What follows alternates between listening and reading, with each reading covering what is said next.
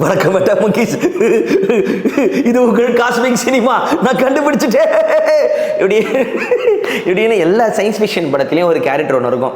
Einstein மாதிரி ஒரு வெள்ளை முடி, ஒரு கோட்டு ஒன்று போட்டு, தாடி வச்சுட்டு, கலைஞ்ச முகத்தோட எடுத்தோடனே ஓப்பனிங் ஷாட்டில் ஒரு காட்டுக்குள்ளே ஒரு சின்ன ஒரு டென்ட்டு கட்டிட்டு இங்கே உள்ள சயின்டிஸ்ட் லேபெல்லாம் வச்சுக்கிட்டு ஏதாவது ஒரு புகை ஒன்று வரும், இல்லை ஏதாவது ஒரு ஆளை கட்டி போட்டு ஆராய்ச்சி பண்ணிக்கிட்டு இருப்பான். திடீர்னு வெடிச்சு கத்துவான், அப்படியே டைட்டில் கார்டு போட்டு இவனால் ஒரு பிரச்சனை வரப்போகுது அப்படிம்பாங்க. ஸோ சயின்ஸ் ஃபிக்ஷன் ஜானர் வந்து ஒரு குறிப்பிட்ட வருஷத்துக்கு மேலே வந்த ஒரு ஜானராக இருந்தாலும் சில கேரக்டருங்க இந்த ஸ்டாக் கேரக்டரும்பாங்க. ஸ்டாக் கேரக்டர்னால் அந்த கேரக்டருங்க இருந்தால் தான் அந்த ஜானரே டிஃபைன் ஆகும். சயின்ஸ் ஃபிக்ஷனில் சயின்ஸ் அப்படின்னு வந்ததுனால ரொம்ப முக்கியமாக ஈவில் சயின்டிஸ்ட் அப்படிங்கிற ஒரு கேரக்டர் கண்டிப்பாக இருக்கும். ரிக் அண்ட் மார்ட்டியில் இருக்கிற அந்த சயின்டிஸ்ட் வந்து அது கரெக்டான தாத்தா, பேக் டு தி ஃபியூச்சரில் வர அந்த தாத்தா மாதிரி சயின்ஸை வந்து பயங்கரமாக நோண்டி சயின்ஸில் ஒரு கோல் வச்சிருக்கிற ஒரு சயின்டிஸ்ட்டும் அது என்னன்னு தெரியாமல் நோன்ற ஒரு பையன் தான் நம்ம மாட்டி. இப்படி தான் கதை இருக்கும். ரிக்கு தான் குட்டி பையன், மாட்டி தாத்தா இல்லை, அம்மா ஃபேன்ஸ் திட்டுவாங்க. ஸோ ஈவில் சயின்டிஸ்ட்டுங்கிறது காலங்காலமாக எல்லா படத்துலையுமே வந்துடுவாங்க. ரொம்ப பிடிச்ச அவனை காட்டினாலே நமக்கு தெரியும். இன்னொன்று, நம்ம பேர்ட்டி சயின்டிஸ்ட் தெரியுமா அவனுக்கு ஜெய்? ஆனால் அது சொன்னால் தான் தெரியும். ஏன்னா சயின்டிஸ்ட் தான் இப்படி தான் இருப்பாங்க, நம்ம கிளீஸாக நினச்சிக்கிட்டு இருப்போம். ஆனால் நார்மலாகவும் இருப்பாங்க போல்.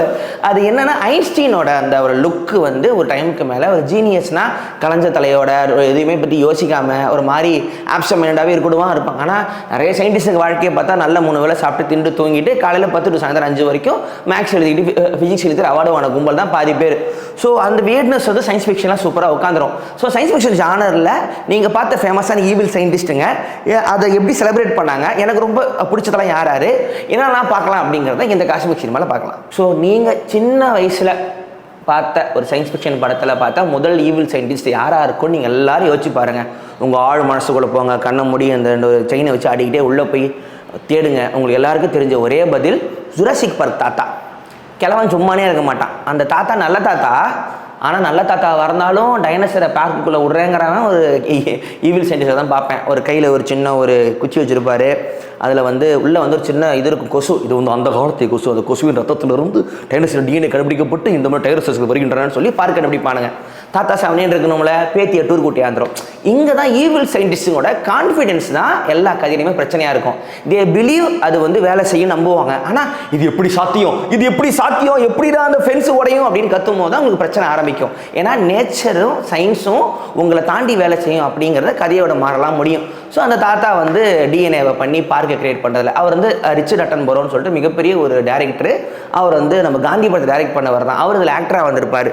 அதில் இன்னொரு சயின்டிஸ்ட் ஒருத்தர் இருப்பான், நல்ல குண்டா ஒருத்தர் இருப்பார், கண்டி போட்டுக்கிட்டு ஹே இங்கே பார் நோ ஒன் கேர்ஸ்னு மீன் வரும்ல, அவர் தான். அவன் வந்து என்ன பண்ணுவான்னா காசு வாங்கிட்டு திறந்து விட்டுருவாங்க கேட்டேன். ஸோ இது வந்து அவனுக்கு என்ன இருக்கும்னு அந்த இடத்துல, எனக்கு இந்த இடத்துல வேலை செய்யவே இஷ்டம் இல்லை அப்படிமா. இதுவும் ஒன்று இருக்கும், நான் எதுக்கு இந்த குரூப்பில் இருக்கேன்னு தெரில, நீங்கள் எல்லோரும் வேலை செய்கிறீங்க நான் பாருங்கன்னு ஒருத்தன் டீவியேட் ஆகிட்டு வேறு ஒரு வாழ்க்கைக்கு ஆசைப்படுற இந்த வாழ்க்கையில் இருக்கிற ஒருத்தன் வந்து கண்டிப்பாக ஒரு இந்த மாதிரி கேரக்டரில் வச்சுருவாங்க. இதோட அவன் தான் போய் காசு வாங்கிட்டு ஆசைப்பட்டு கேட்டை திறந்து விட்டுருவான், டைனோசர் வெளியே வந்துடும். இதே மாதிரி நீங்கள் மேட்ரிக்ஸில் பார்த்துருக்கலாம். மேட்ரிக்ஸ் சைஃபர்னு ஒருத்தர் இருப்பான். இதே மாதிரி மேட்ரிக்ஸ் கேங்கெல்லாம் சூப்பராக நேர்மையாக அவன் நியோக்காக வேலை பார்த்துட்டு இருக்கோம் மார்பியஸ் கீழே. இந்த ஒருத்தன் மட்டும் எனக்கு இங்கே வேலை செய்யவே பிடிக்கலையேம்மா.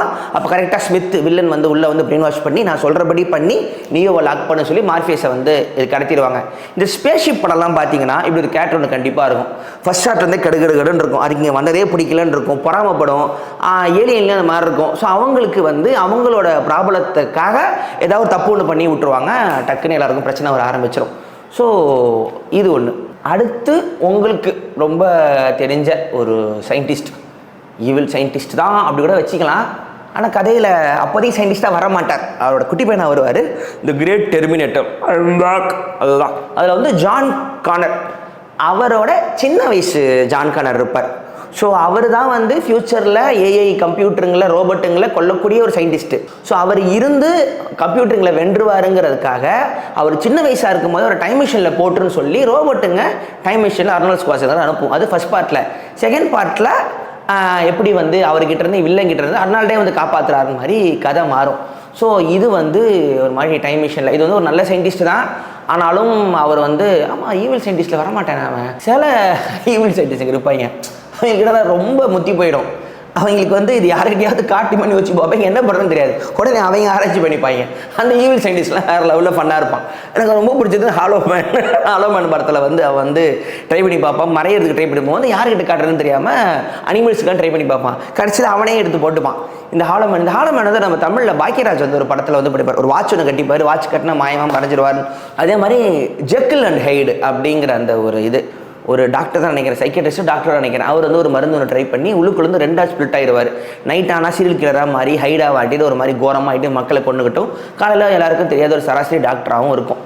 இப்போது அது வந்து ரொம்ப பழைய புக்காச்சு, அந்த காலத்தில் தான் வந்திருக்கா அப்படின்னு சொன்னால் the world's first evil scientist யாராக இருப்பார் அப்படிங்கிறத இப்போ நம்ம பார்க்கலாம். சயின்ஸ்லேருந்து ஒரு கெட்டது உருவாகும், மனுஷன் வந்து சயின்ஸை வச்சு தப்பான விஷயம் பண்ணால் ரொம்ப முதல்ல யார் எழுதுனாங்கன்னா ஃப்ராங்கென்ஸ்டைன் பை மேரி ஷெல்லி. அவங்க எழுதின சயின்ஸ் ஃபிக்ஷன். உலகத்தின் முதல் சயின்ஸ் ஃபிக்ஷன் எழுதியது ஒரு பெண். புரிந்து கொள்ளுங்கள் மக்களே, எவனாவது கேட்டால் மறுத்து பேசுங்க. ஒரு பெண் தான் ஃபஸ்ட்டு சயின்ஸ் ஃபிக்ஷன் எழுதுனது. ஸோ அந்த ஃப்ராங்கென்ஸ்டைனில் வந்து விக்டர் ஃப்ராங்கென்ஸ்டைன் அப்படிங்கிற டாக்டர் தான் முதல் ஈவில் சயின்டிஸ்ட் கூட இல்லை. சயின்ஸோட ஆசையில் வந்து ஒரு நம்ம சொல்கிறத கேட்குற ஒரு கிரியேச்சரை உருவாக்கி ஃப்ராங்கென்ஸ்டைனை ஃபார்ம் பண்ணிடுவார். அது பாவமாக தான் இருக்கும், அன்பெல்லாம் இருக்கும், ஆனால் பார்க்க கொடூரமாக இருக்குமே, உன்னை நானே அழிக்க போகிறேன்னு சொல்லி அவங்களுக்குள்ளே இருக்கிற தான் கதை. இப்போ நம்ம எந்திரன் வரைக்கும் இந்த ஒரு கிளாசிக்கல் ஸ்டோரியோட வழித்தோன்றல் தான். ஸோ அவங்க தான் முதல்ல வந்து இப்படி, ஏன்னா அந்த டைமில் சயின்ஸும் ஸ்பிரிச்சுவலிசமும் சேர்ந்து கலந்துருந்துச்சு. இந்த சியான்ஸ்னு சொல்லிட்டு சுற்றியெல்லாம் உட்காந்துட்டு இந்த அவுஜா போர்ட் பண்ணுறதெல்லாம் இங்கிலாண்டில் விக்டோரியன் டைமில் இப்போ ஒரு பெரிய ஒரு கல்ச்சராக இருந்துச்சு. அவங்க நம்ப ஆரம்பித்தாங்க.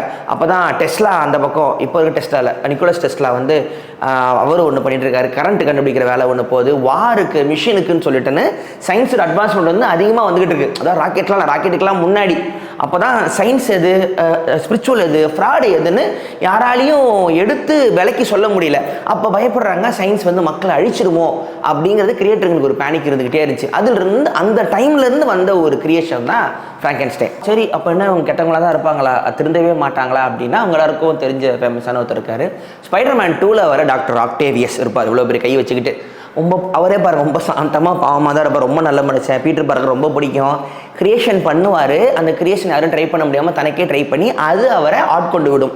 ஸோ கண்ட்ரோல் மீறி போயிட்டு அவர் மைண்டை வந்து கண்ட்ரோல் பண்ணி வேறு ஆரம்பித்த உடனே ஸ்பைடர்மேனுக்கு என்ன பண்ணுறது, அவரே இறந்து போயிடுவார்.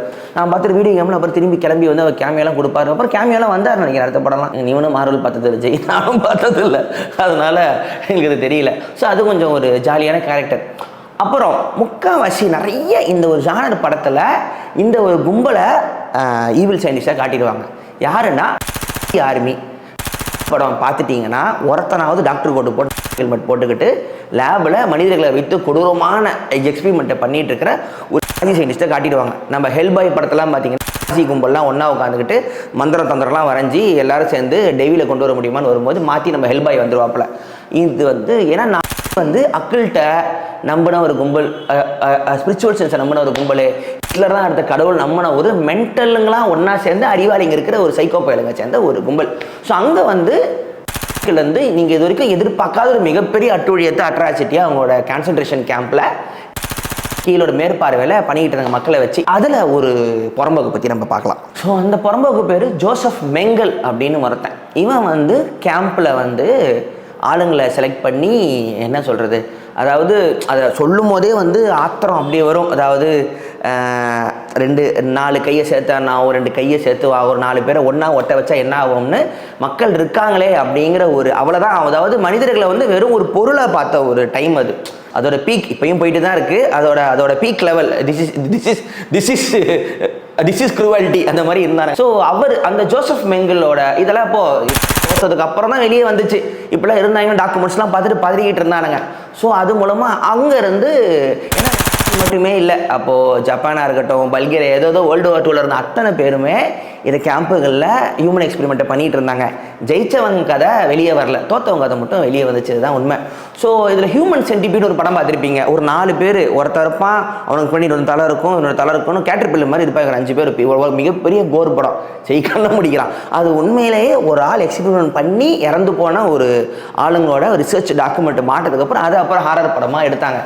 ஸோ நம்ம இமேஜின்லாம் பண்ண வேணாம், மனுஷனே நம்மளோட மோசமாக இருந்திருக்கிறான் அப்படிங்கிறத எக்ஸாம்பிள். ஸோ இங்கே என்ன நடக்குது அப்படின்னா, இந்த லேப் சயின்டிஸ்ட்னு வரும்போது ஏன் வந்து ஒரு கெட்டதாக தான் இருக்கணும் அப்படிங்கிற ஒரு விஷயத்தை வந்து கவனிக்கலாம்.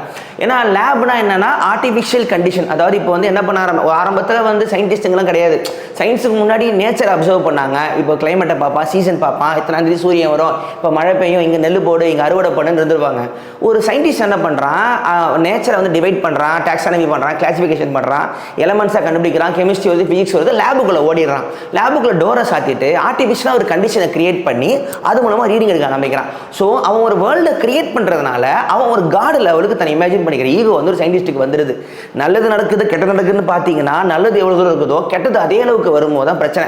இது நம்ம ஓப்பன்ஹைமர் வரைக்கும் பார்க்கலாம். இந்த படத்தில் 3 மணி நேரம் எவ்வளோ தான் வந்து உங்களுக்கு மல்லு கட்டி அவனுக்கு ஜால்ரா அடித்து அவனோட இன்னல் கான்ஃப்ளிக்ட்லாம் சொன்னாலும் பல லட்சம் பேர் கொடூரமாக ஒரு பெரிய புறம்போக்கு தான் ஓப்பன்ஹைமர். அதுக்கு எவ்வளோ ஜஸ்டிஃபிகேஷன் கொடுத்தாலும் அடங்காது. ஆட்டம் பாமை உருவாக்கினவன் ஐன்ஸ்டீன்ட்ட பேசும்போது சொல்லுவார், நம்ம வேர்ல்டு அழிஞ்சிருக்கலாம் அப்படிம்பாங்க 2 பேரும். அவங்களோட ஜஸ்டிஃபிகேஷன் அப்படியே தான் இருந்திருக்கும். ஆனால் அழிவு சயின்ஸால் தான் வரும், சயின்டிஸ்டால தான் வருங்கிற பிலீஃப் வந்து ஆர்டிஸ்ட்டுக்கு ரொம்ப நாளாக இருந்ததுனால சயின்ஸ் ஃபிக்ஷனை இந்த கேரக்டர்களை தவிர்க்கிறதுக்கான வழி வந்து எதுவுமே இல்லை. சரி, இதுக்கு முன்னாடி யார் இருந்தா அப்படின்னு பார்த்தா 15th century 16th centuryலாம் போனீங்கன்னா ஆல்கமிஸ்ட் அப்படின்னு இருப்பாங்க. இது எல்லா அக்கல்ட்டு படத்தை பேய் படத்துலையும் காட்டுவாங்க. ஒரு பெரிய ஜாடி வச்சுட்டு வயசான ஆள் கேண்டில் வச்சுட்டு உட்காந்து எழுதிட்டு ஏதோ போட்டு பாதரசம் போட்டு கலந்துட்டு இருப்பாரு. ஸோ இந்த எலிக்சர் ஆஃப் லைஃப் அப்படின்னு ஒன்று இருக்கும். அதாவது இது இரும்புலேருந்து தங்கத்தை எடுக்கிறது, இந்த பாதரசம். ஸோ கோல்டு ஆர்டிஃபிஷியலாக க்ரியேட் பண்ணுறதுங்கிறது பெரிய கிரேஸ். இங்கிலாந்தில் எலிசபெத் அம்மையார் டைம்லலாம் அவ்வளோ ஆல்கெமிஸ்ட் இருந்தாங்க.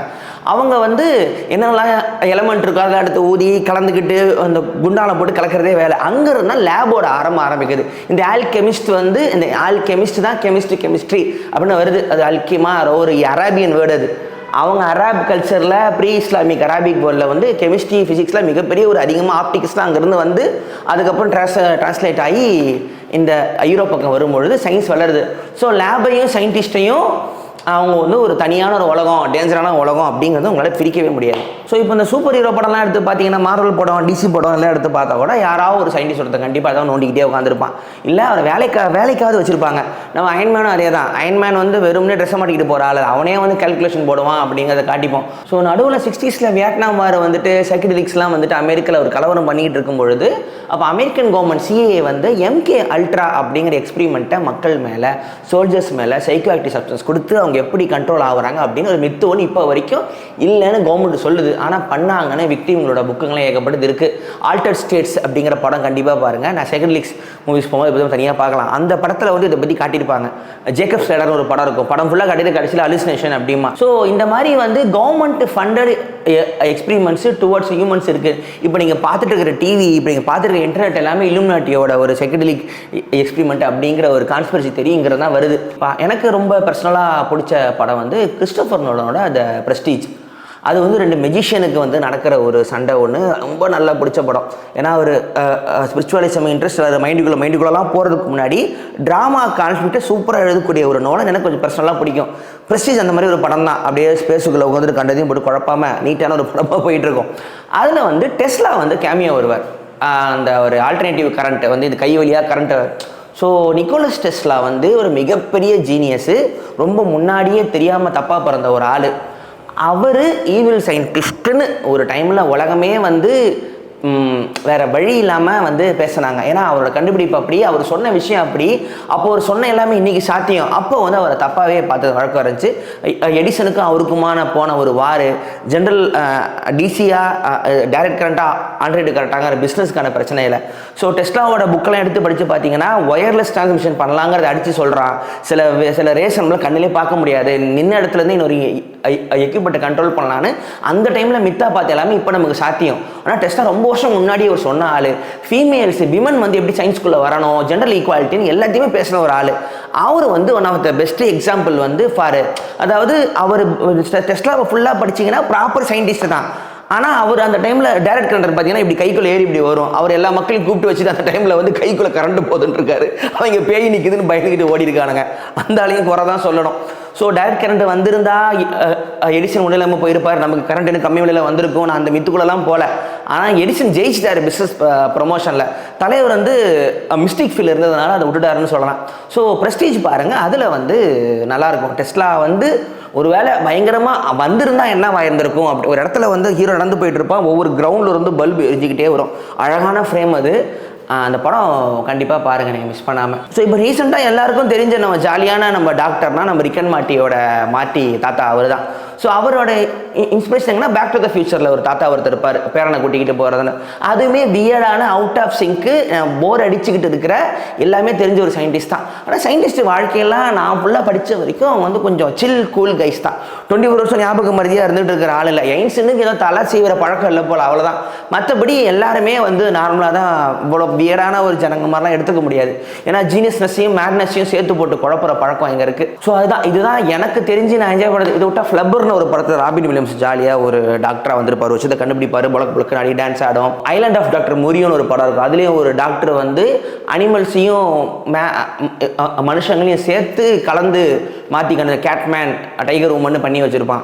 அதுவும் டாக்டருங்க தான் பண்ணியிருப்பாங்க. ஸோ லேபு கோட்டை மாட்டிக்கிட்டு பிளட்டோட இன்ஜெக்ஷனோட ஒரு ஆள் இருந்தாலே, முக்கியமாக ஜாம்பி ஜானரில் ஜாம்பி ஃபிலிம்ஸில் இந்த மாதிரி ஈவில் சைடிஸ்ட்டுங்க கண்டிப்பாக வந்துடுவாங்க. அது வந்து ஒன்றும் செய்ய முடியாது. ஏன்னா அவங்க லேபில் வந்து அவங்க பணந்தால மட்டும் தான் ஜாம்பிங்கெல்லாம் பரவச்சுங்கிறது எல்லாத்துலேயுமே வர ஒரு ஃப்ளாஷ்பேக். அதை நீங்கள் பார்த்துருப்பீங்க, நானும் அப்படி இருக்கட்டும். ஸோ அதுதான். ஸோ இந்த காஸ்மிக் சினிமாவில் வந்து நான் வந்து சரி இன்னைக்கு ஜாலியாக கொஞ்சம் ஈவில் சயின்டிஸ்ட் பற்றி பேசலாம் அப்படின்னு சொல்லிட்டு. குட் சயின்டிஸ்ட்டுங்க இருக்காங்களான்னு பார்த்தீங்கன்னா உங்களுக்கு முக்கால்வாசி நீங்கள் சயின்டிஸ்ட்னு காட்டினாலே ஒரு டேபிளில் உட்காந்துருப்பாரு, மெதுவாக திரும்பி யாரும் வந்திருக்கான்னு திருப்பி ஞாபகமே எல்லாமே வேலை பார்த்துருக்கிற மாதிரி இப்போ வரைக்கும் காட்டிகிட்டு இருக்காங்க. ஸோ அப்படியே இருந்துட்டு போட்டோம். இந்த படத்தெல்லாம் செக் பண்ணுங்கள். உங்களுக்கு தெரிஞ்ச ஈவில் சயின்டிஸ்ட் யார், உங்களுக்கு யார் பிடிச்சது நீங்கள் பார்த்த படத்துலேருந்து அப்படிங்கிறது நீங்கள் கமெண்ட்டில் சொல்லுங்கள். அதையும் நம்ம வந்து என்ஜாய் பண்ணலாம். அடுத்த சொல்லி அதை பற்றி கொஞ்சம் பேசலாம். இது உங்கள் காஸ்மிக் சினிமா. நீங்கள் என்ன வேணால் பண்ணுங்கள், லைக் பண்ணுங்கள், ஷேர் பண்ணுங்கள், சப்ஸ்கிரைப் பண்ணுங்கள், அப்புறம் மெம்பர் ஆகுங்க.